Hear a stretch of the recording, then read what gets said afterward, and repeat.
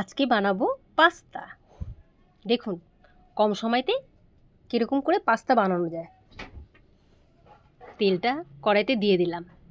পাস্তাটা আমি সিদ্ধ করে রেখে দিলাম আগে। পেঁয়াজ, কাঁচা লঙ্কা আর একটুখানি কাজু বাদাম কুচি করা তেলে দিয়ে দিলাম। একটু নেড়ে নেবো। একটু সামান্য নুন দিয়ে দেবো।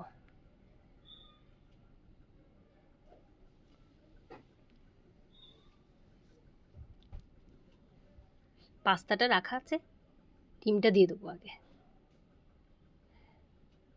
ডিমটাও ভেজে নেবো তার সাথে, তাড়াতাড়ি করে। কাছ থেকে বাড়ি এসেছি, খেতে তো হবে।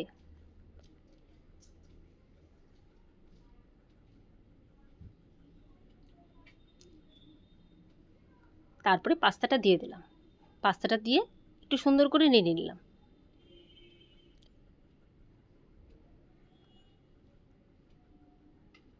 এরপরে আমি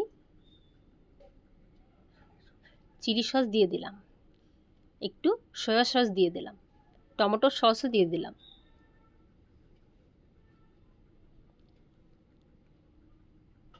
একটু নাড়িয়ে নিলাম। একটু নাড়িয়ে আমি ম্যাগি মশলাটাও দিয়ে দেবো।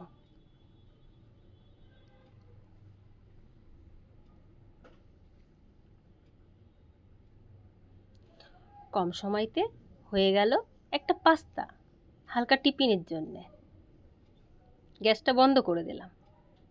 আপনাদের যদি ভালো লাগে কমেন্ট করে দেবেন।